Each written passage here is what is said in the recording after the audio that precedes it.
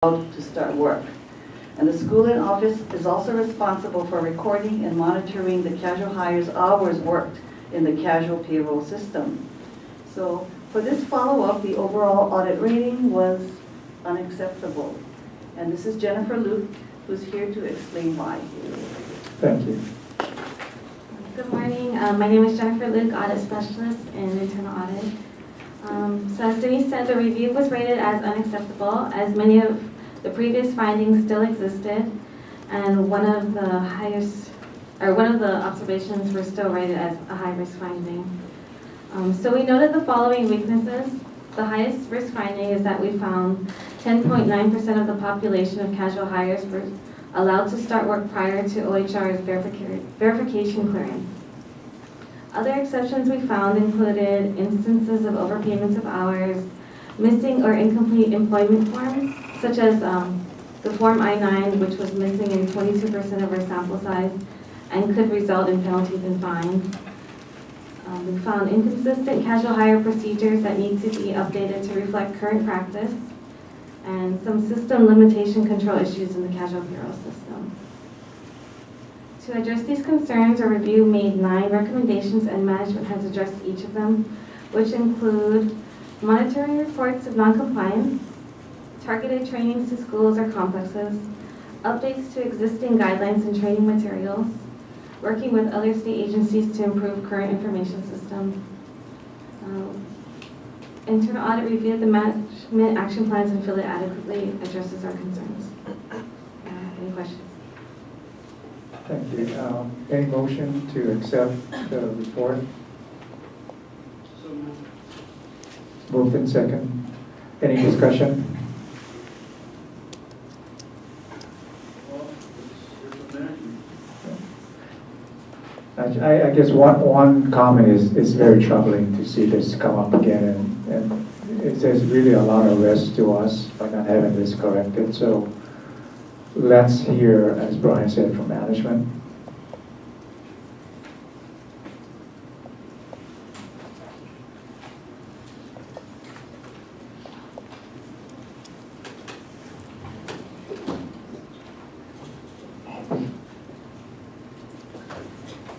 Morning. Good I morning. assume by management you meant either me or Amy or Clyde. I think his voice is involved in this as well. I think we all share the concerns that were identified in the report. Certainly speaking from OHR's point of view, we are in the process of updating the guidelines. We can and should be doing a better job on that. But I think we also have to acknowledge the reality that schools are doing what schools feel they need to do to get their staff in and started by when they need them. So there are certain controls, for example, that were put in place following the initial audit on this, so that, as I understand it, so that schools could not back enter the hours worked by employees at the school. So there are certain limitations built into the casual payroll system. And still, we see the same problem. Certainly, we can and do and will raise awareness with the schools of what the requirements and best practices are. We've already started that. I've already spoken to the CASs when we got the draft of the report to sort of give them the flavor for what the audit showed is happening, and making sure that we're starting to educate even through the CASs on certain things that should not be acceptable. The 2 big ones that I pointed out were they should not be allowing new hires to start if they have not been cleared on the employee background check. The control for that is they're unable to actually enter hours worked into the casual payroll system until the employee has been cleared. The workaround is they've been letting them work and then go back and back enter the hours. So it's that sort of awareness that we have to continue raising, saying that's just not acceptable. Do not allow the schools to do that. We're offering, by the way, to do the targeted training if the CASs feel that their schools need it. But the other one is that apparently if an employee, there are again, limitations built into the casual payroll system so that an employee who is a casual hire, part-time hire, cannot be paid for more than working a certain number of hours worked per week. So then the school would break down the hours apparently and enter like 17 hours for this week, 10 hours for the next week when the employee may not have actually worked. So those two from OHR's point of view, are the two big red flags. And that's the type of training and awareness that we want to make sure that we're very clearly passing down to the schools, because I do think that there's a lack of understanding of what is or is not acceptable in terms of getting employees in. Again, schools need staffing, and they do what they feel they need to do to get the staffing in place when they need it. So that's sort of a long way of saying, from OHR's point of view, I think from OFS's point of view on the payroll side, we will be accelerating our efforts and our outreach to make sure that we are being as clear as possible in our guidance, as available as we can be in terms of training to make sure, but this is a collective effort by all of us. All right. You know, I don't think it's an issue. I mean, obviously, these are smart people to figure out the workaround. I think the issue is, and I want to take a look at it from a different point of view. If the task needs to be done, which is like the criminal background checks, is it too time consuming, or is it user friendly for the school that it takes too long for them to do, to get the information? That's why they're unable to get someone approved and hired, so they have to figure out a backdoor way because it's just too burdensome? Is that what it is? I think that not that it's too burdensome. So the employee background check that we're talking about here is actually sending the applicant to get a fingerprinting done. And then that is run, we have the automated machines running through the system. So give me an idea. Like, employee comes in and says, okay, you're hired, but you got to do a fingerprint. You have to do the fingerprint right there at the school? No, they have to go to the district office. Or okay, so they got to go to the district office. Exactly. Sometimes those and then when they go to the district office, how long does it take after they go to the district office? Depending on whether there's a hit, it can take between 2 days and 2 months to get the clearance. So just because somebody has a result on the fingerprint background check will show arrests or convictions. Just by virtue of the fact that there is what we call a hit doesn't mean that they're precluded from working for us. It means then that there needs to be another analysis, additional information obtained from the employee. Before they can start working? Yes, because they're not yet cleared until that record is reviewed and any hits are explained to the satisfaction of those reviewing it, or in some cases, they would be disqualified. So is there a consensus that people believe that the process is as timely as it can be? I think it depends on the time of year and who you ask. So certain times of year, it can be immediate. If that applicant goes to the office and gets fingerprinted immediately and there are no hits, they're cleared. And it's all, fortunately, we do have an automated system. We have the machines, it's entered into the system. Okay, so let's talk about that. Okay, so the timing is reasonable under the circumstances. So then let's talk about the people who get around the process. Basically, they're committing fraud.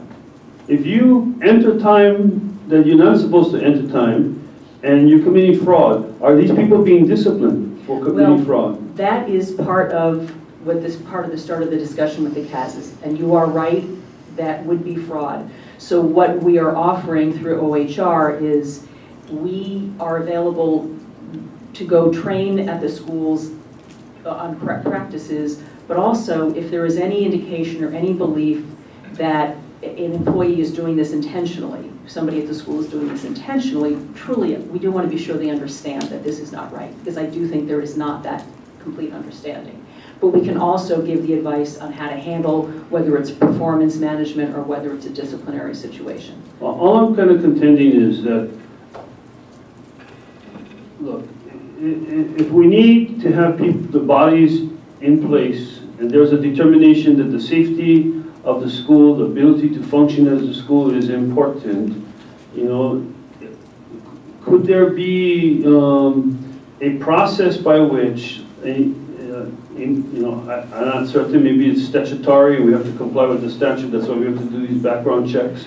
But my question is there an ability for a principal to say, look, you know, we got these openings, it's last minute, school starts tomorrow, I need somebody in place, we're gonna process the paperwork, but I as the principal, I'm gonna be authorized to put the person on payroll, and we're gonna expedite the checking of it. That's all I'm trying to say is that if we think that whoever's making the call is in an impossible position that they need to get somebody on board, you know, I don't want to create a contempt for the system, create a process where they have to do these go-arounds. I would rather say, it's a problem, let's put the person in, let's treat these professionals with the ability to do what's necessary without them having to commit fraud in order to get the job done. That's all I'm trying to say. We now have, about a month ago, we issued a set of clarification on process for employment background checks for all groups of employees. And we now have in there a statement that says, if you need an exception, contact this person at this phone number and this email. So we have that ability now. Okay, I yield. I had a question, Barbara, as far as the process that you outlined. So if I'm a principal out in Hana or Molokai or one of the rural schools that's very far from the district office, the applicable district office, and school's going to start, I need a cafeteria, lunchtime monitor, or I need classroom cleaners. Do I have to send, how do these people comply? Because I'm guessing, but I'm sure there's a percentage of these employees who are simply caught in that sort of catch-22, where they're gonna comply, they intend to comply, but they're way out in, they're far from the hub of operations, so to speak. So generally speaking, yes, they would be required to get to a remote location, but we have in the past also sent employees out to different locations to be on site at schools like the beginning of the school year. Obviously, beginning of the school year is our busiest time.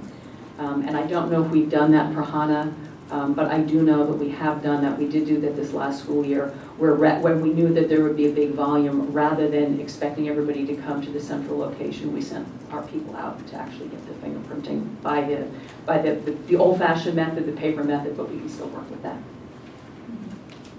But I have to, to be honest, we always have, there are certain times of year that we have extraordinary volume. I authorize overtime the beginning of each semester. We authorize extraordinary amounts of overtime. We do have a volume situation. And, there's not a perfect solution other than we get people out in the field as much as we can. We authorize the overtime. And we have now at least an identified process to say, you need an exception, contact us. Yeah. Barbara, is there a way that the responsibility can be given to the schools? Well, what part of the responsibility would you want to see at the schools? The fingerprint. Actually have them just Have the SASA at the school be trained or certified? to actually take the fingerprints? We could do that. If you think that the schools would prefer that. It's always interesting, this whole concept of what should be done at the schools, because we are all so conscious of the fact that SASAs have so much for which they are responsible. So we try to, take work away from them, and yet, obviously you're an experienced principal, and if you feel that's a good option, we can start offering that. And just to Grant's point, I'm thinking, if I'm on Lanai or Molokai, and I need to get to the district office for him, but I need to get an employee, it's a bigger challenge for the principal to do this. Yeah. And then we would just have the SASA send in to us the fingerprint cards, and then we can run them through the system for checking. Hubert, did you have a question? Of course. Wow. When does that stop you? Oh, I thought if I'm not part of the committee. Oh, you can. Okay, thank you. Barbara, what I'm looking at more is a process basis, kind of like what Mr. DeLima was talking about. We know we have a problem. We know we have a problem, and do we have actual data to look at the problem? Have we looked at and said, how long is the average of these people, the casual hires? What are the major problems, and what are we going to do about it? And are we measuring to see if what we're doing is actually helping them? So things like what Darryl said about possibly moving the fingerprint to an easier area. I think what we just need to do is look at this whole thing, break it down, and come up with some type of actual plan that says we're going to do this for this, this for this. Try it and then see what works and what doesn't.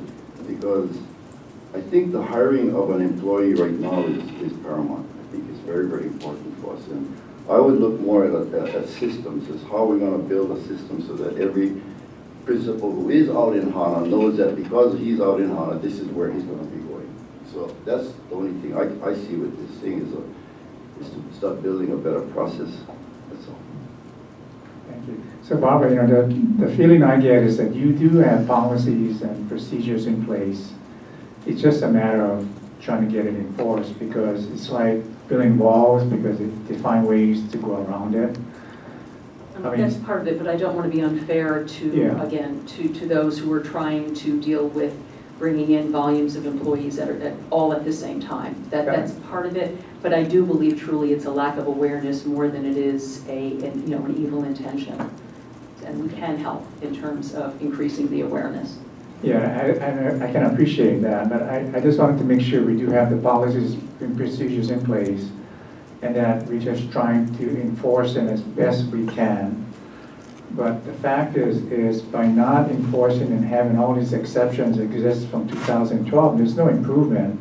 In some cases worse, that is bringing a lot of risk to us, to the department. So unless we can do something better or plan like Mr. Mann had suggested, I'm not really sure, and I'm going to ask Denise and Jennifer, because you come up with the recommendation, you don't really have too much of a say in the management plan, because that's the response to your recommendation. But I'm going to ask you, do you feel that your recommendation and management response is adequate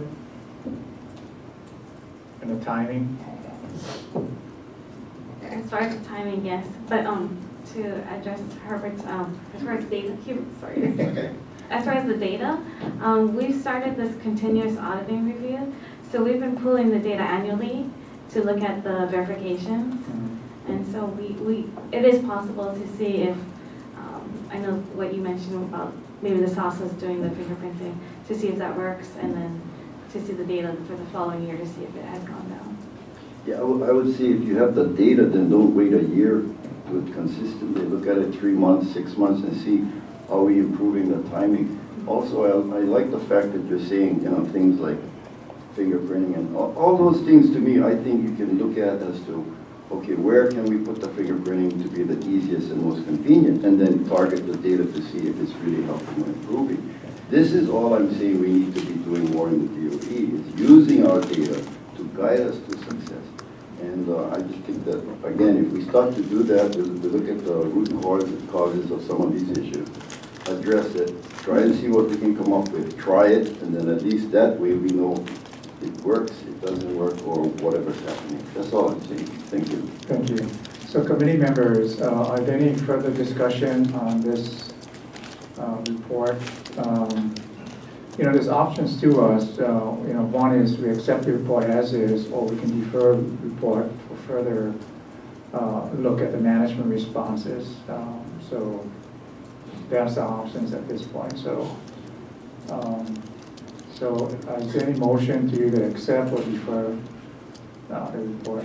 And the motion is actually on the table right now. So is there, I guess, I'll call for a vote. So I'll call for the vote to accept the report as presented. All in favor? All opposed? It's been approved. Thank you.